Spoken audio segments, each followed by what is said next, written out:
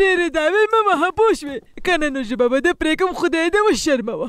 یو ځلې وازمایه بیا به یې وګورې چې میډم یې در سره څه کوي پوهه شوې. زه مې هېڅ هم نه وایي هغه لا خوشحالېږي چې بله ښځه ورته وکړم. ته لاړه شه ورته بله ښځه وکړه که زه یم د واده په ورځ رانغلم او ټول مې زندۍ نه کړل بیا زما نوم به ماسیان نه وي. بیا نو څه خبره شوې ولې جنګ کوئ؟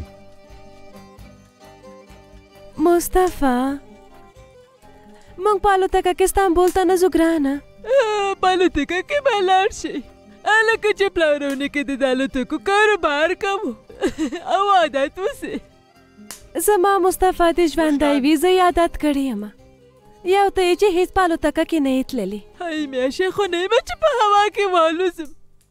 زه نو تاسو ته اجازه نه درکوم.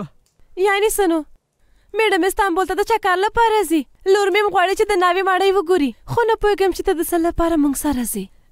مصطفی ښځې ته دې ووایه چې خوله دې بنده کړي که نه نو زه به ورباندې د ټول عمر لپاره خوله بنده کړم. مورې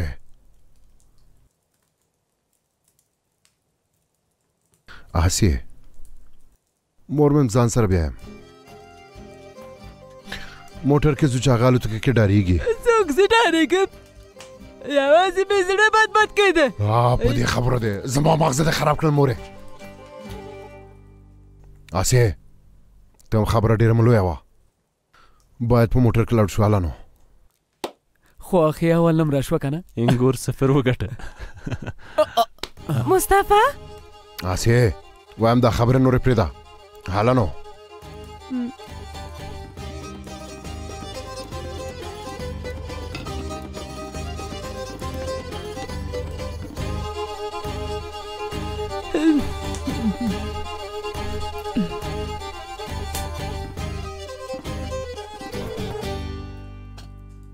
توبه خدای توبه.